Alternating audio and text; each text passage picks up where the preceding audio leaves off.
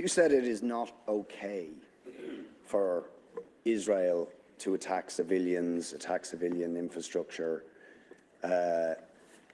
to threaten to starve the people of Gaza. It most certainly isn't okay. It's a war crime. The Israeli government have brazenly, publicly and openly declared their intention to commit a war crime and have commenced that war crime against the people of Gaza, saying that they intend to starve of food, electricity, water 2.2 million people. That is a war crime under the 4th Geneva Convention.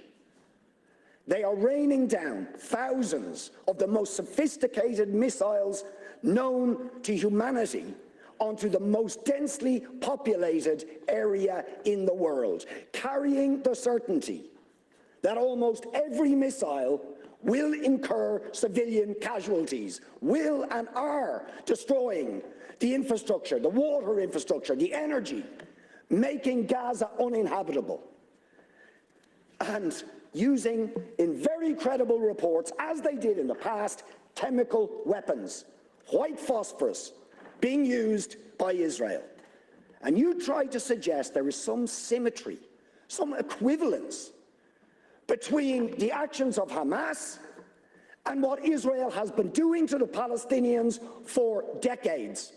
Will you admit that the terrible loss of life and escalation of violence that we have seen in the last few days is simply a continuation of the crimes against humanity, the war crimes of the state of Israel against the people of Palestine? And it's not me saying this. You have, or you should have read, the reports of Amnesty International, which we asked you to read and act on Human Rights Watch, on the UN Special Rapporteur to Palestine, on the UN Human Rights Council, on the issue of Palestine.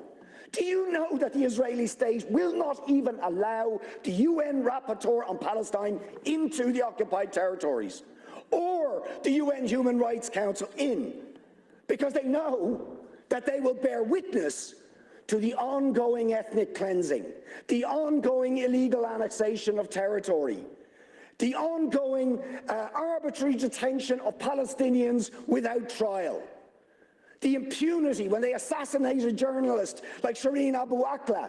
No justice, no sanctions. What do we actually get? The head of the most powerful state in the world, while Israel is threatening to commit war crimes against Israel, says we're going to give them more weapons and arms. We support them absolutely. So will you admit that the ultimate responsibility for the terrible, and every single loss of life is terrible, but is the failure of the United States, of the European Union, of the Western powers to hold to account Israel for ongoing, decades-long ethnic cleansing, war crimes, crimes against humanity, the denial of the most basic rights to the Palestinian people?